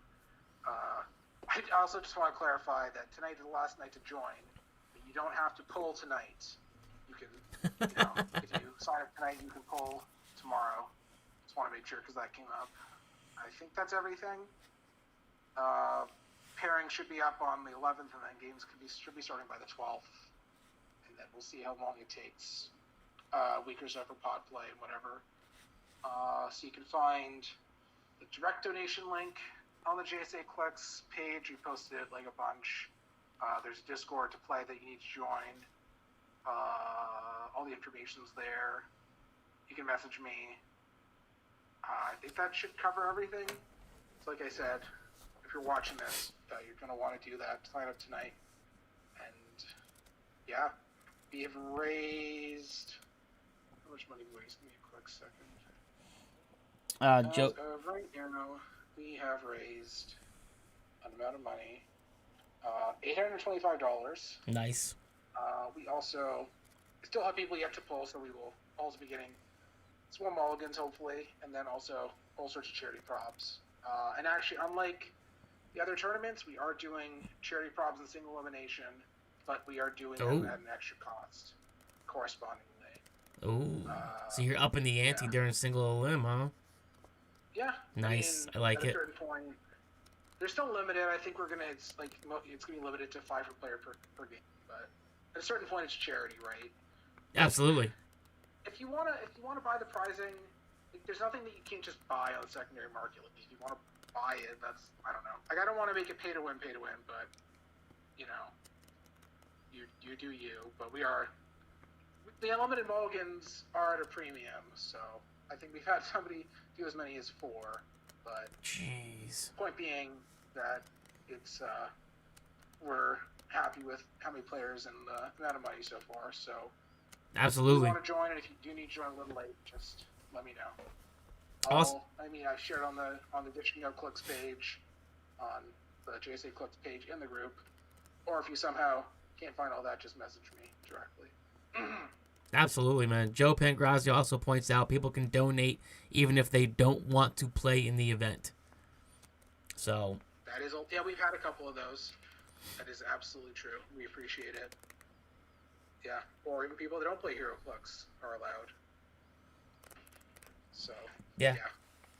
Awesome event, amazing. I ran one earlier this last year as well, and I'm hoping to do it every year going forward. So yeah, that's my plan too. Although next year might be a different cause. Who knows? We'll see. Awesome. Anything else you want to touch on while we're here? It's cool to have a DC set. Yeah, I mean, yeah, we might as well cherish it because it'll be the only one we see this year, unfortunately. Because DC just can't get their shit together. So they don't wanna make money. It's okay. Yeah, well, I mean, they should want to. I mean, they're putting all that money into the Snyder Cut. Omar Camacho says, Jay, post it on HIE if you haven't already. Great idea, great event. I think I posted it within the past day or two. I'll bump it, I guess. Just keep. Yeah, I'll bump it now, but keep bumping it, keep pushing it. Much everywhere. Yeah, I figure people will be annoyed, but every time I get more people, so. No, we don't. Yeah. If it's for a good cause and stuff like that, I mean, we're pretty lenient over on HIE. You're not spamming a trade post or something like that. You're trying to basically you're trying to give away a shit ton of prizing for a minimal donation to a very good cause. So by all means, bump it. Omar just said I'll find it and he'll bump it for you. I can't take credit for. I was just about to do it. Omar's got you. But yeah, I mean, so many other people have been doing donations. It's crazy. Like somebody's put in the Thor and a Clown Prince of Crime and the Thanos, and Jeremiah's doing a tray. Oh yeah, I mean Jeremiah is always fantastic. He donated a tray to my event as well. Critical Hits Customs, one of the sponsors of the Dishin Clix page, they threw in 30 tokens or something like that. I mean, Brian Galley gave us an amazing amount of donations. I think Mr. Clixo even threw in. If you run a charity event, people will hand over fist put stuff into the pot to try and generate some donations. I don't know if the episode is up yet, but Dial H, they donated a cool prize, so I gave them. I said that they could have the. If you want to know what the prize is, until somebody posts it themselves, you got to listen to that. Their show. We mentioned what that surprise prize is. It's really good. And I have to finalize details with Jeremiah, working on custom tokens for the event. Nice. I don't know what the logo is going to be, but there wasn't a bystander in particular that made sense for Bill, but Gardner was apparently a favorite, and last time I played against him, he had a Gardner, so we're going to do some sort of plant-based token instead. Bill, one of his favorite figures as well was the Legacy Ares. He actually had a tattoo of the dial on his arm. Really? Huh. Yes.